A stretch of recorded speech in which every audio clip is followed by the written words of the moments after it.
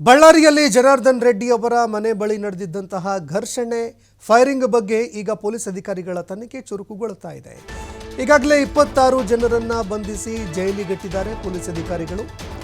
ಈ ಗಲಭೆಗೆ ಸಂಬಂಧಪಟ್ಟಂತೆ ಒಟ್ಟು 26 ಜನರನ್ನ ಈಗಾಗಲೇ ಅರೆಸ್ಟ್ ಕೂಡ ಮಾಡಿದ್ದಾರೆ. ಈಗ ಬಿಜೆಪಿಯ 33 ಜನರಿಗೆ ಪೊಲೀಸರು ನೋಟಿಸ್ ಕೊಟ್ಟಿದ್ದಾರೆ.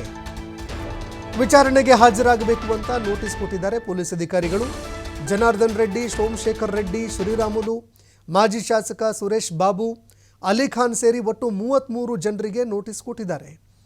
ಗಲಭೆಯಲ್ಲಿ ಭಾಗಿಯಾಗದೇ ಇದ್ದರೂ ನೋಟಿಸ್ ಕೊಟ್ಟಿದ್ದ ಆರೋಪ ಕೇಳಿಬರ್ತಾ ಇದೆ.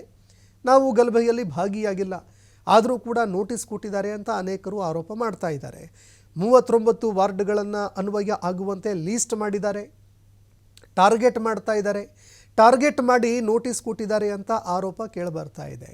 ಗಲಭೆಯಲ್ಲಿ ಇಲ್ಲದ ವ್ಯಕ್ತಿಗಳಿಗೆ ನೋಟಿಸ್ ಕೊಟ್ಟಿದ್ದಾರೆ ಅಂತ ಜನಾರ್ದನ್ ರೆಡ್ಡಿ ಅವರು ಆರೋಪ ಮಾಡಿದ್ದಾರೆ. ಹೀಗಾಗಿ ಈ ಬ್ಯಾನರ್ನ ಗಲಾಟೆ ಏನಿತ್ತು ಇದು ಇಲ್ಲಿಗೆ ನಿಲ್ಲುವ ಲಕ್ಷಣಗಳು ಕಂಡು ಬರ್ತಾ ಇಲ್ಲ. ಜೊತೆಗೆ ಮತ್ತಷ್ಟು ರಾಜಕೀಯ ಸಂಘರ್ಷಕ್ಕೆ ಕಾರಣ ಆಗುವಂತಹ ಒಂದು ವಿಚಾರಗಳು ಕೂಡ ಬೆಳಕಿಗೆ ಬರ್ತಾ ಇದೆ. ಈ ನಡುವೆ ಪೊಲೀಸ್ ಅಧಿಕಾರಿಗಳು ಒಟ್ಟು 26 ಜನರನ್ನು ಅರೆಸ್ಟ್ ಮಾಡಿದರು. 26 ಜನರನ್ನು ಅರೆಸ್ಟ್ ಮಾಡಿ ತನಿಖೆ ಮುಂದುವರಿಸ್ತಾ ಇದ್ದಾರೆ. ಈ ನಡುವೆ ಈಗ ಅನೇಕರಿಗೆ ನೋಟಿಸ್ ಕೂಡ ಜಾರಿ ಮಾಡಿದ್ದಾರೆ. ವಿಚಾರಣೆಗೆ ಹಾಜರಾಗಬೇಕು ಅಂತ ನೋಟಿಸ್ ಕೊಟ್ಟಿದ್ದಾರೆ. ಕಾಂಗ್ರೆಸ್ ಹಾಗೂ ಬಿಜೆಪಿಯ ಎರಡೂ ಕಡೆಯವರಿಗೆ ಒಟ್ಟು 33 ಜನರಿಗೆ ನೋಟಿಸ್ ಕೊಟ್ಟಿದ್ದಾರೆ.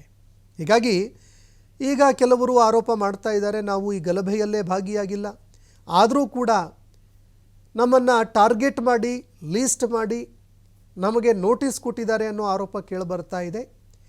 ಹೀಗಾಗಿ ಈ ವಿಚಾರ ಮತ್ತೆ ಯಾವ ತಿರುವನ್ನು ಪಡೆದುಕೊಳ್ಳುತ್ತೆ, ಯಾವ ಹಂತಕ್ಕೆ ತಲುಪುತ್ತೆ ಅನ್ನುವಂಥದ್ದನ್ನು ಕೂಡ ನೋಡಬೇಕಾಗತ್ತೆ.